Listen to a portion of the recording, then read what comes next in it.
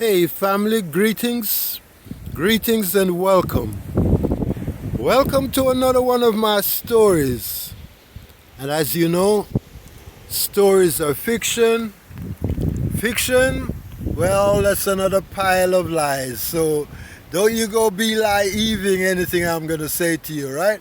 Otherwise you might just find yourself being at the eve of being lied to. Alright? And you wouldn't want that to happen to you, okay? So this story again, really, we're focusing on the issue of Father's Day, fast approaching. I believe today is Friday the 16th of June 2023. And in a couple of days' time, they say it's going to be Father's Day. All right.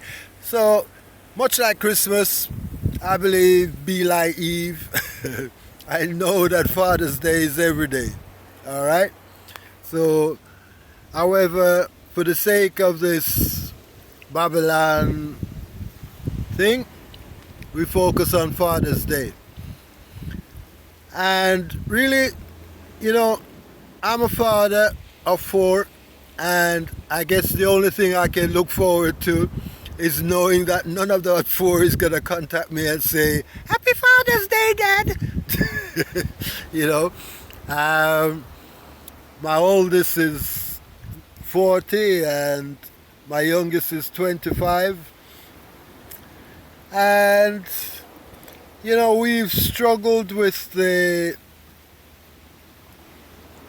concept of unity vibrations, really, over the years.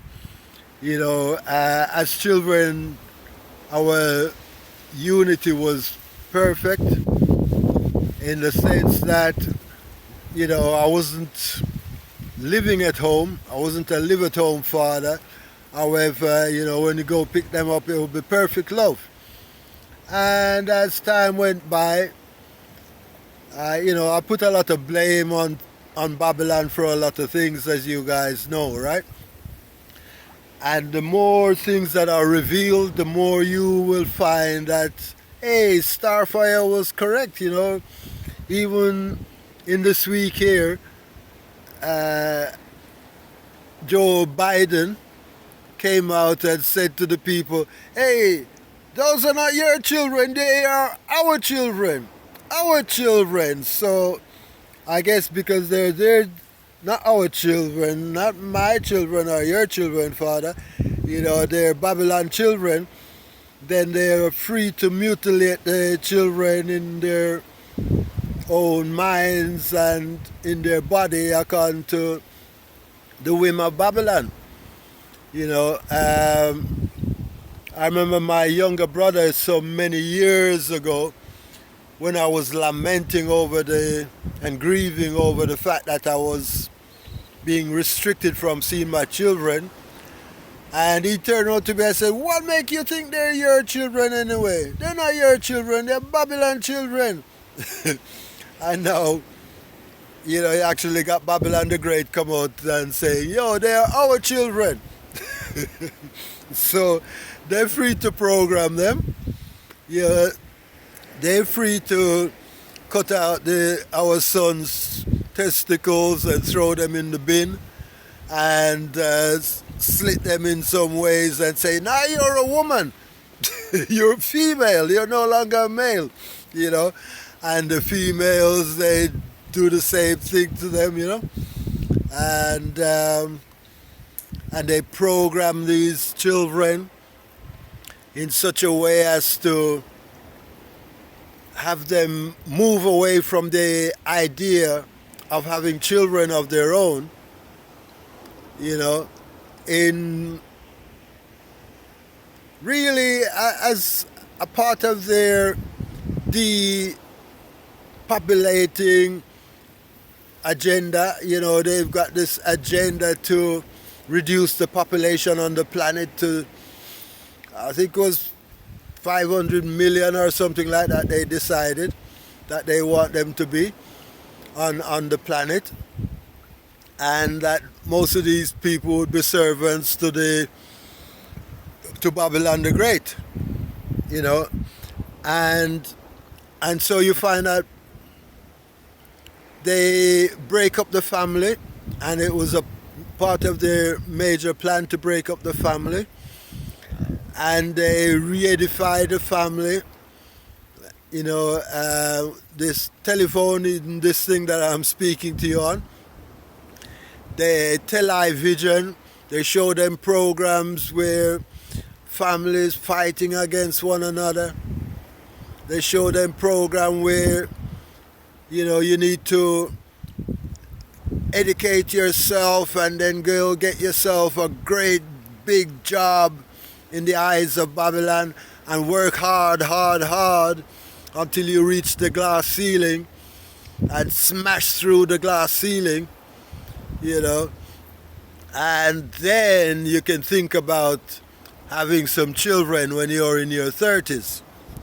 Of course, as I've said a couple of times on these videos before, you know, by the time you're in your 30s, you're struggling to have children at that time, because of course the best time for a woman to have children is between the age of 16 and 21. And you know, the man is able to have children way up, you know, but of course his sperm are being polluted with all kinds of foods which are not really food, you know, poisons and heavy metals and all kind of stuff in the atmosphere. And you know, basically there's been a plan to suppress the family. And of course you've got, you know, the obvious thing like the condoms for the dumb people who are being conned. You know, I've been conned there as well. Babylon will introduce you to things like abortion, you know, and, you know, I've been there, you know, some mothers have been there, some fathers have been there. Babylon will teach the males it's good to be, what they call them now, gay, and the females great to be lesbian, and now they got what, LBGQ, all kind of letters, and really, you know, then you've got the straight, quote-unquote, people who just decide to themselves, like, I guess, you know, a couple of my children, if not all of them, that they're not having any children. Yeah, not having any children, just not having any. Why? You know, I don't want to bring a child into this world. The world is too corrupt to bring a child into. And then it's like, whoa, you're just arbitrarily deciding that you're going to crush the human race? Yeah? Who gave you that authority, by the way? Please tell me. Oh, I see, Babylon the Great. Do you remember when he implanted that in your mind, in your brain? No, you was too fast asleep, playing his computerized games to realize that Babylon was programming you into crashing the human race, you know? And so people know not why they came on this planet. They've long forgotten, because the minds have been clouded, when in actual fact we're here to replenish and reproduce on the earth. And according to the Bible and perhaps other books of religion, you know, it tells you clearly that you must go forth and replenish the earth, or repopulate the earth. Well, is it replenish? But repopulate the earth, you know. And you find that even the children, the youngsters coming up, and they're 15, 16 and 17 and 18, going to school and colleges and whatever, if they got a boyfriend If they got a girlfriend, then they are some kind of terrible, terrible child. You know? And when did this come about? Go back 100 years, 150 years. For all those centuries and millennia before that, it was a natural thing for children to grow into adulthood and seeking partnership amongst one another, and to have children. But Babylon teaches, no, it's an evil thing, it's a wicked thing, look at you, you're a terrible thing. Yeah. I don't know. And then you find that so many of the countries, especially in the so-called first world, anyway, they are below the necessary birth rate for the survival of their nation. Yeah? And so you find America is letting in millions of people from all over the world to come and repopulate their country. Anyway, fathers, we've got a responsibility to look out for our children as best we can. And some of us, we've been driven out of the house. Some of us decided to get up and leave the house. Some of us, the parents or the parents of the mother, say, no, you're not good enough. You gotta go. Some of us had children all over the place and left them, not got in touch. For whatever the reason, man. Have a great Father's Day. You're a father. Remember, you are a father. Some people programmed by Babylon say that you're not a father if you're not able to spend money on your children. You're a father, man. Remember that you're a father. Give thanks and praises for the fact that you did not pull out, you did not discharge in condoms and throw it away. You did not refrain from going there in the first place. So, whatever they might say about you, man, you are a father. You are responsible for the continuation of the human race. So big up yourself and be strong in your mind, no matter what.